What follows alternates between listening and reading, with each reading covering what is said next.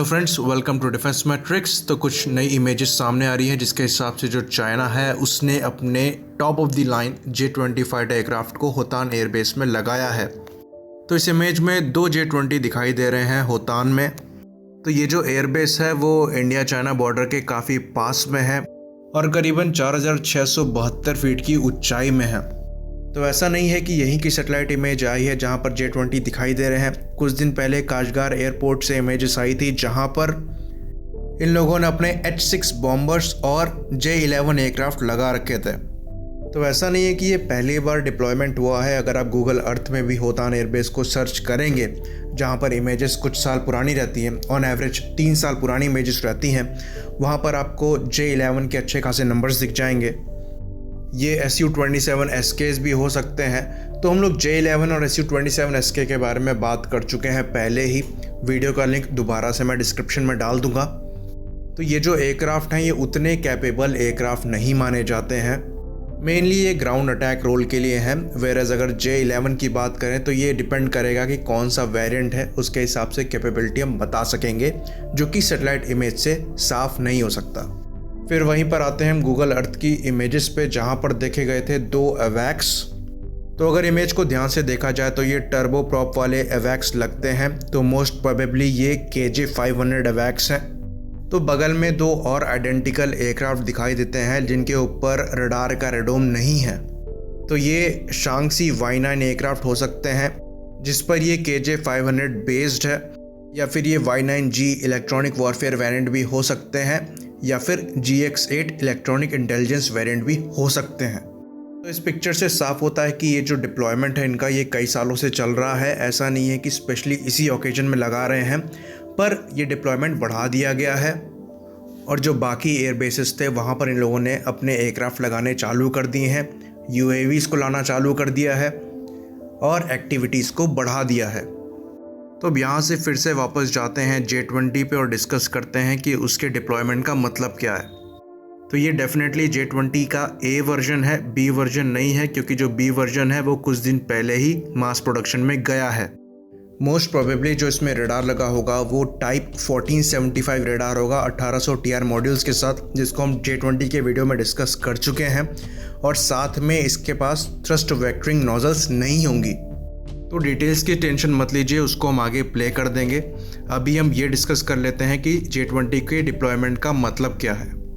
तो अगर आप ऑपरेशनल एज के लिए अपने सबसे पावरफुल एयरक्राफ्ट को डिप्लॉय करते हो तो आप उसे छुपा कर रखोगे शेल्टर के नीचे, ताकि एनिमी को पता ना लगे और आपके पास एलिमेंट ऑफ सरप्राइज रहे। पर यहाँ पर J-20 को धूप में रनवे पर सैटेलाइट के नीचे बिल्कुल सजा कर रखा गया है ताकि सैटेलाइट इमेजेस ली जाएं। और ये जो इमेज है ये चाइना के ही सोशल मीडिया प्लेटफॉर्म पे काफ़ी ज़्यादा घूम रही थी। तो ये एक साइकोलॉजिकल प्रेशर बनाने की कोशिश है, जैसे कि हमारे जो रफाल है वो पेट्रोलिंग कर रहे थे। ये उसके काउंटर में एक साइकोलॉजिकल प्रेशर बनाने की बात है, क्योंकि जो J-20 है वो पूरी तरीके से तैयार एयरक्राफ्ट नहीं है। उसके इंजन के साथ तो इशू है ही, साथ में जो उसके साथ वेपन्स प्लान किए गए थे वो अभी पूरी तरीके से उस पर ऑपरेशनल नहीं हुए हैं। तो हमारे साइड से भी कुछ स्मार्ट लोग जो है वो ये कह रहे थे कि हमें अपने रडार अवैक्स वगैरह लगाकर J-20 का जो रडार सिग्नेचर है उसको पता करना चाहिए। तो चाइना वाले इतने बड़े भी बेवकूफ़ नहीं होंगे कि वो J-20 का ओरिजिनल जो रडार क्रॉस सेक्शन है उसको रिवील होने दें।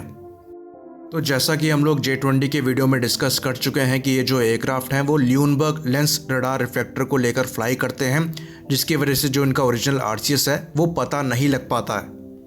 पर यह बात और है कि हमें अपनी तैयारी से रहना चाहिए और अपने जो इम्पोर्टेंट डिप्लॉयमेंट्स हैं वो करने चाहिए। तो आगे J-20 का डिटेल वाला वीडियो प्ले होगा, जिसने देखा हुआ है वो वीडियो यहीं पर रोक सकता है।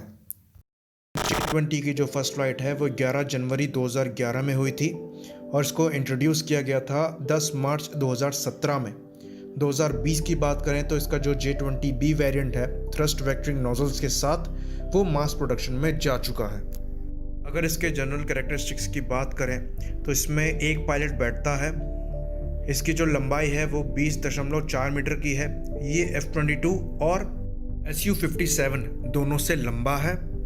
वहीं पर विंग स्पैन की बात करें तो ये 13.5 मीटर का है और जो विंग एरिया है वो 78 मीटर स्क्वायर का है। वहीं पर इसके इंजन की बात करें तो प्लान किए गए हैं शेंगयांग WS-15, पर फिलहाल इसमें रशियन AL-31 FM2 इंजन लगा हुआ है, जो कि हमारे Su-30 MKI में लगे हुए AL-31 FP इंजन का ही एक वेरिएंट है। आफ्टर बर्निंग स्टेज में ये जो इंजन है ये मैक्सिमम 140 से 145 किलोन्यूटन्स का थ्रस्ट पैदा करता है। वहीं पर जो इसका प्लान्ड इंजन है शेंगयांग WS-15, उसका जो प्लान्ड थ्रस्ट है मैक्सिमम वो 180 किलोन्यूटन्स का है। परफॉर्मेंस नंबर की बात करें तो इसकी मैक्सिमम स्पीड मैक 2 की बताई जाती है, रेंज करीबन 6000 किलोमीटर की बताई जाती है, कॉम्बैट रेंज 2000 किलोमीटर की बताई जाती है, और जो मैक्सिमम सर्विस सीलिंग है वो 66,000 फीट की है। मैक्सिमम जी लिमिट की बात करें तो ये +9 से -3 तक है, और जो रेट ऑफ क्लेम है वो 304 मीटर पर सेकंड का बताया जाता है। वहीं पर थ्रस्ट टू वेट रेशियो जो है वो 1 से कम आता है, 0.92 का। बाकी इंजन नया लगने के बाद ये 1 को क्रॉस कर जाएगा।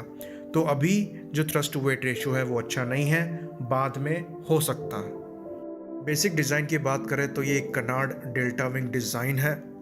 इसमें आगे से स्टेल्थ को मेंटेन करने की कोशिश करी गई है, और जो एयर इनटेक है उनको DSI कॉन्फ़िगरेशन के साथ लगाया गया है, यानी कि डाइवर्टरलेस सुपरसोनिक इनटेक्स। ये F-35 में भी है। तो फ्रंट से दिखने में ये F-22 और F-35 जैसा दिखाई पड़ता है, और ये F-22 की तरह फ्रेमलेस कैनोपी को शेयर करता है। तो जहाँ पर फ्रंट से इसके स्टेल्थ कैरेक्टर्स अच्छे हैं, वहीं पर साइड से और जो इसकी इंजन नोजल्स हैं वो इसके स्टेल्थ कैरेक्टर्स को कॉम्प्रोमाइज़ कर देती हैं। दूसरी चीज़ जो इसके लिए नेगेटिव जाती है वो इसके कनार्ड्स हैं। तो जो एक्टिव कनार्ड्स होते हैं वो मूव करते रहते हैं, जो कि एयरक्राफ्ट के रडार क्रॉस सेक्शन को कॉम्प्रोमाइज़ कर देते हैं। लेकिन वहीं पर इनको अगर स्टिल कर दिया जाए, यानी एक पोजीशन पे फिक्स कर दिया जाए, तो जो RCS है वो रिड्यूस हो जाएगा, पर वो एरोडायनेमिक परफॉर्मेंस को कॉम्प्रोमाइज़ कर देगा। लेकिन अगर आपको स्ट्रेट फ्लाई करना है टारगेट को अप्रोच करते समय, तो आप इसको स्टिल करके फ्लाई कर सकते हैं अपना RCS लो रखते हुए, और टारगेट के पास पहुंचकर आप इसको फिर से यूज़ करना चालू कर सकते हैं। उसके क्लोज पहुंचकर ये आपकी एरोडायनामिक परफॉर्मेंस को भी इम्प्रूव कर देगा। तो देखा जाए तो ये जो कनार्ड्स हैं ये उतना बड़ा भी डिसएडवांटेज नहीं है। तो इसके आगे हम बात करते हैं रडार की। तो इसमें जो रडार लगा है उसे टाइप 1475 या KLJ-5 AESA रडार कहा जाता है। इसमें बताया जाता है कि 1856 TR मॉड्यूल्स हैं, और इसकी रेंज जो है वो 370 किलोमीटर के आसपास की बताई जाती है। तो ये जो रेंज है वो 5 मीटर स्क्वायर RCS ऑब्जेक्ट के लिए होगी, और कहा यह भी जा रहा है कि ये जो रडार है वो रिप्लेस होगा 2000 से 2200 TR मॉड्यूल्स वाले रडार से। और सेंसर्स की बात करें तो इसमें F-35 styled electro optical sensor लगा हुआ है। ये इसकी नोज़ के नीचे लगा हुआ है। इसे A-स्टार का EOTS 86 electro optical sensor system कहते हैं। अगर कंपनी की माने तो ये जो सेंसर है ये B-2 जैसे बॉम्बर को 150 किलोमीटर की दूरी से देख सकता है, और F-22 जैसे एयरक्राफ्ट को 110 किलोमीटर की दूरी से देख सकता है।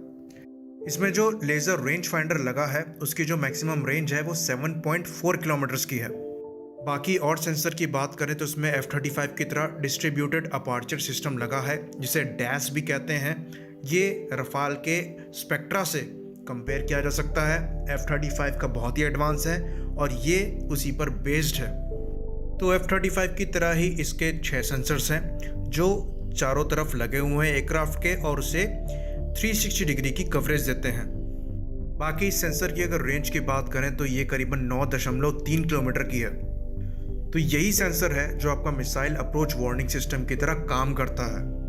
पर यहाँ पर अमेरिकन एक्सपर्ट्स का मानना है कि ये जो सिस्टम है वो अमेरिकन डैश से इन्फीरियर है। अब बात करते हैं उस इंसिडेंट की जहाँ पर हमारे farmer air chief marshal BS Dhanoa sir ने क्लेम किया था कि जो सुखोइज हैं उन्होंने J-20 को रडार में डिटेक्ट किया था। तो यहाँ से इसका ये मतलब नहीं है कि जो RCS है J-20 का वो ज़्यादा है। एक्चुअली जो स्टेल्थ एयरक्राफ्ट होते हैं वो ट्रेनिंग मिशन के दौरान अपने RCS को छुपाने के लिए ल्यूनबर्ग लेंस रडार रिफ्लेक्टर को यूज़ करते हैं। ये चीज़ J-20 में कई बार देखी गई है, जो कि उसका ओरिजिनल RCS छुपा देती है और रडार की वेव को ज़्यादा रिफ्लेक्ट करती है। तो यहाँ पर उसके RCS को अंडरस्टेट करना या फिर अंडर एस्टिमेट करना ठीक नहीं रहेगा। वहीं पर इसके कॉकपिट की बात करें तो ये F-35 स्टाइल कॉकपिट है, जिसमें आपका सिंगल स्क्रीन डिस्प्ले है और एक wide angled head up display है। बाकी इसके लिए एडवांस्ड डेटा लिंक को बनाया जा रहा है और जो रिफ्यूलिंग प्रोब है वो कॉकपिट के पास ही स्टारबोर्ड साइड पे लगा हुआ है। ये एक रिट्रैक्टेबल रिफ्यूलिंग प्रोब है जो कि इसके स्टेल्थ को कॉम्प्रोमाइज़ नहीं करता है। बाकी अगर एयरक्राफ्ट के वेपन्स की बात करें तो इसमें PL-10 शॉर्ट रेंज की एयर टू एयर मिसाइल लग सकती है, PL-12 मीडियम रेंज की एयर टू एयर मिसाइल लग सकती है, अंडर डेवलपमेंट PL-15 लग सकती है जो कि लॉन्ग रेंज की एयर टू एयर मिसाइल है और dual pulse rocket motor use करती है। साथ ही साथ लॉन्ग रेंज की PL-21 लग सकती है जो कि मीटियोर के कंपैरेबल मिसाइल है, वो भी अंडर डेवलपमेंट चल रही है।